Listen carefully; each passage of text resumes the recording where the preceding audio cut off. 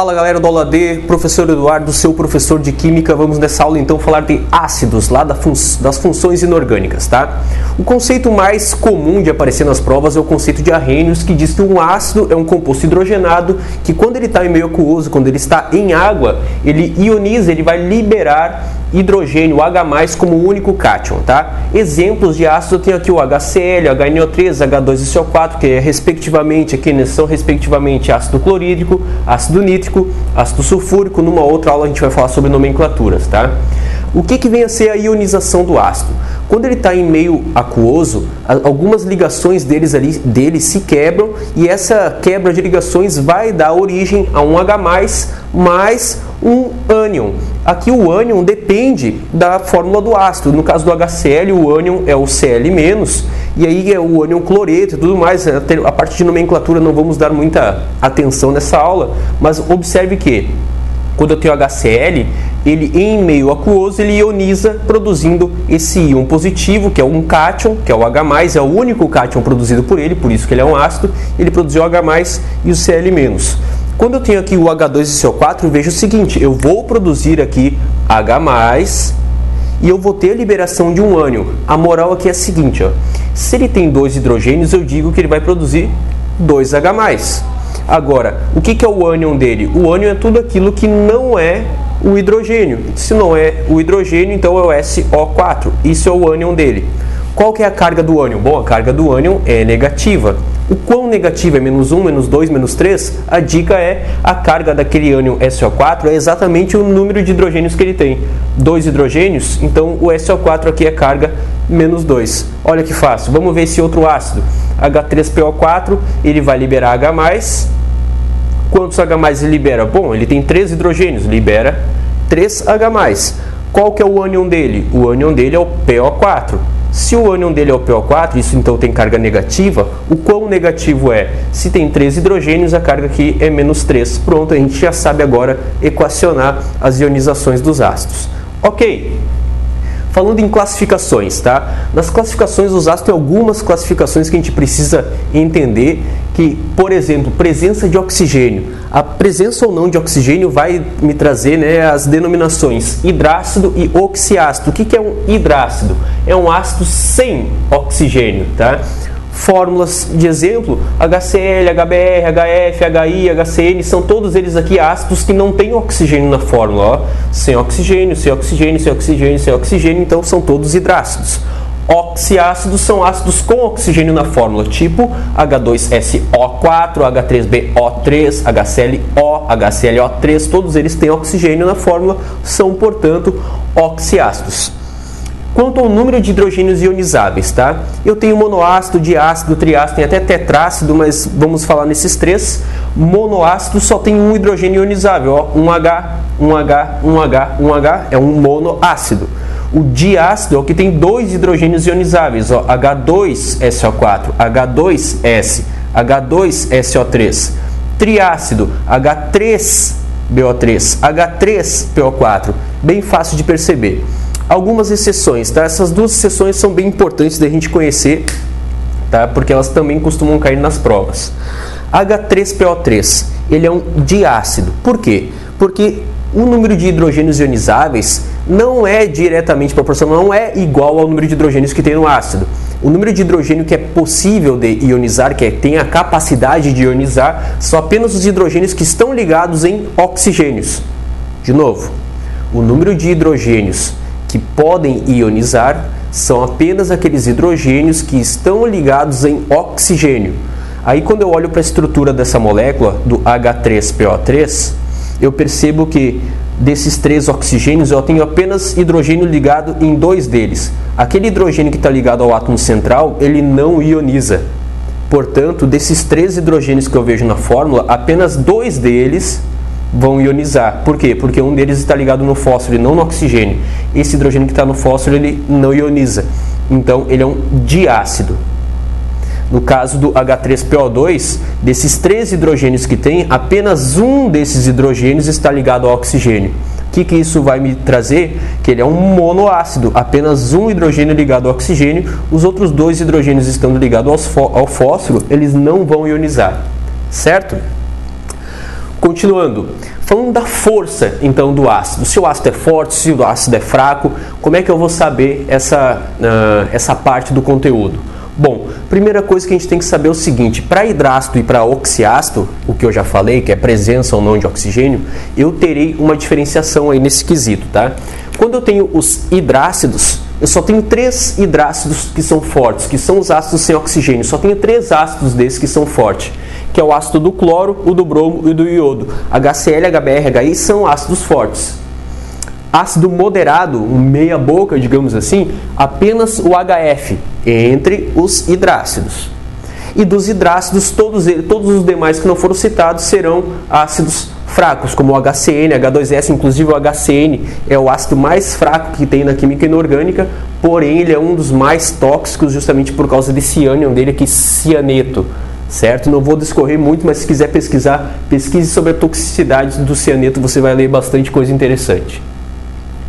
No que diz respeito ao oxiácido, vem aqui uma dica bem interessante, tá? Você pega e faz o número de oxigênios menos o número de hidrogênios que tem na molécula. Vai dar uma contínua, subtração, 5 menos 2, 2 menos 1, 3 menos 1, 1 menos 1, 2 menos 2.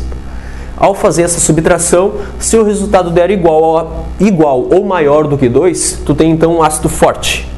Se o resultado de número de O menos número de H der igual a 1, tu tem então um ácido moderado.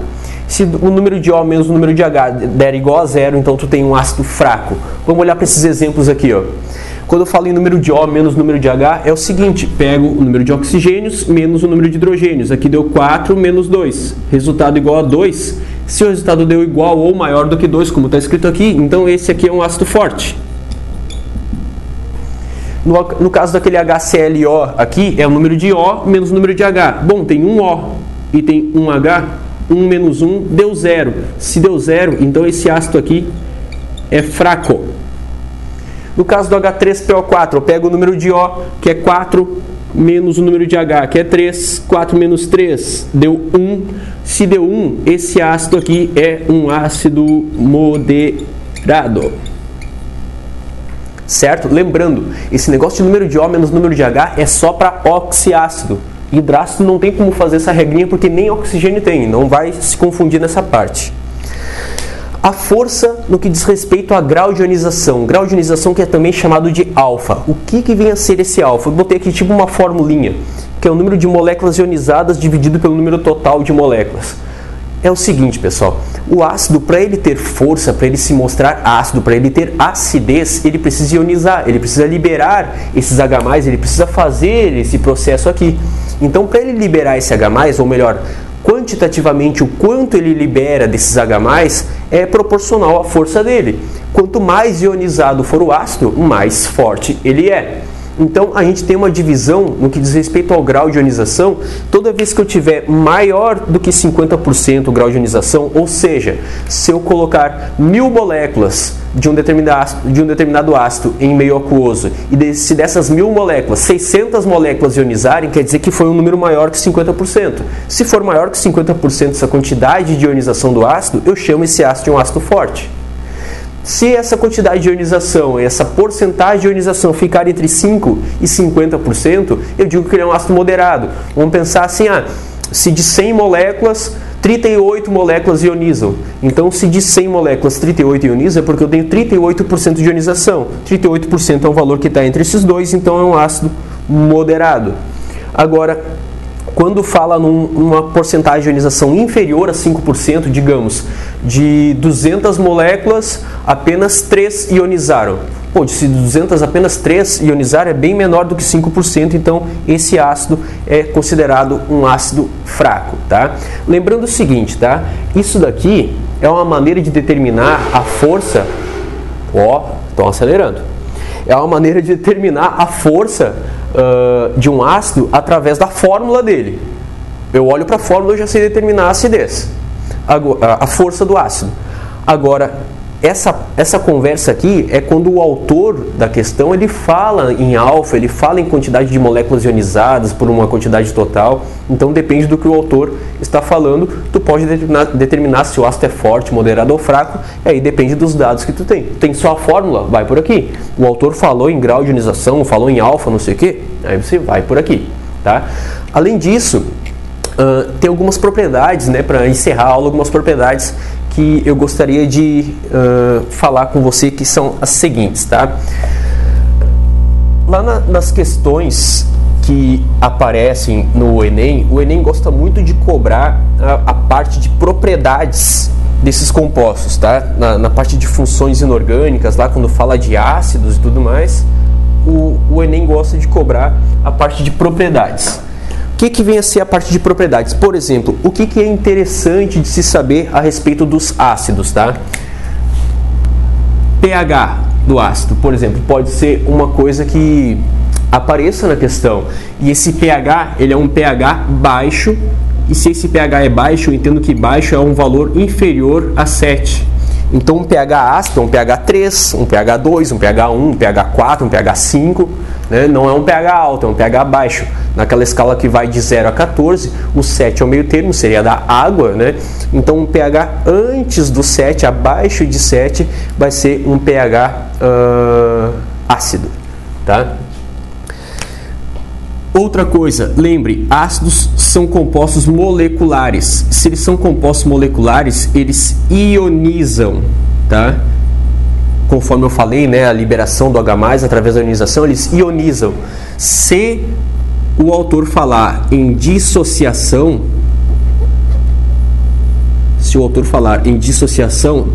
tá errado. Dissociação não é o que acontece, porque o que acontece, ou melhor, compostos que dissociam são compostos iônicos, não compostos moleculares como os ácidos, tá? Uma outra coisa a se saber, os ácidos, eles conseguem neutralizar, eles neutralizam bases. Toda vez que tu tiver uma base e tu quiser neutralizar essa base, tu vai reagi-la com ácido. Por quê? Porque ácido mais base vai dar sal mais água, tá?